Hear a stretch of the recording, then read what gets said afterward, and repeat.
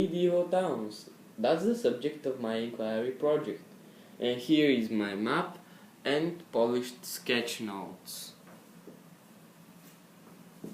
In this video, you will learn how is order, power and control established to enforce values, beliefs and behaviors.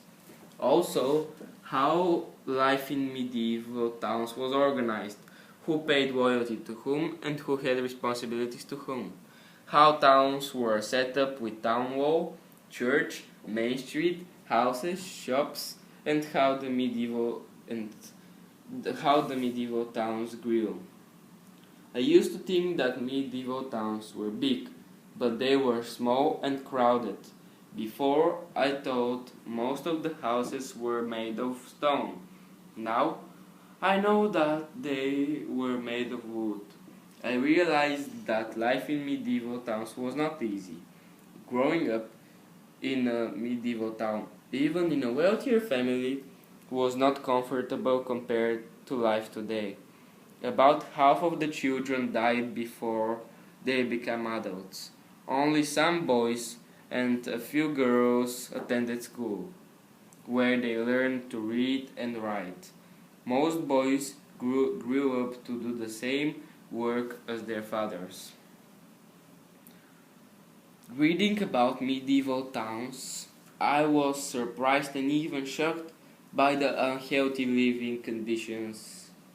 Can you imagine?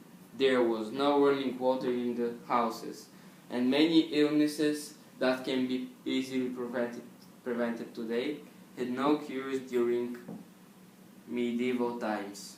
No one knew exactly how diseases were spread. Hospitals were invented during medieval ages, but there were very few of them. What captivates me in medieval town is how they developed, grew, and became independent. Medieval towns were often located near waterways, rivers, seas, oceans. The seaport towns grew and became trading centers. The merchants delivered their goods through water and helped the growth of towns and the revival of trade. There were two main reasons for the rise of towns: the improvement of agriculture and the revival of trade. A new class emerged during medieval ages. Merchants. The growth of trade and merchants went together with the growth of towns. Merchant guilds controlled town government together with the craft guild. Merchants needed stability for trade. That is why they supported the king and the establishment of strong central government. The king, from his side, encouraged the growth of towns and trade, and started to give royal charters. The growth of towns and guilds led to the breakdown of the feudal society. I have one favorite sketch note, which is this one right here. I'm really proud of this one. It shows medieval towns in Europe.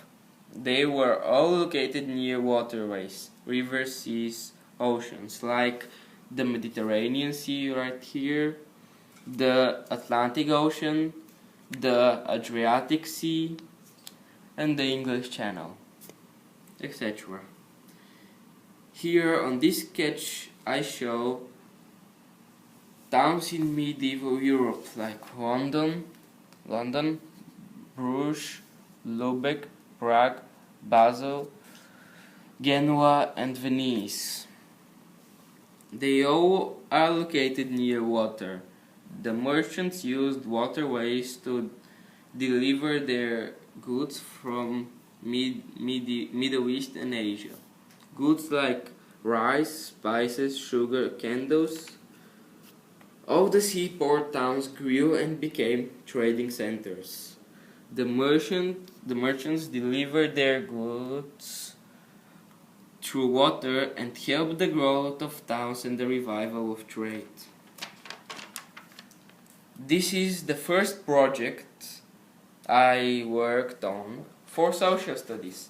I enjoyed doing it and learned a lot of things about medieval towns. I realized that it's not easy, but it was fun.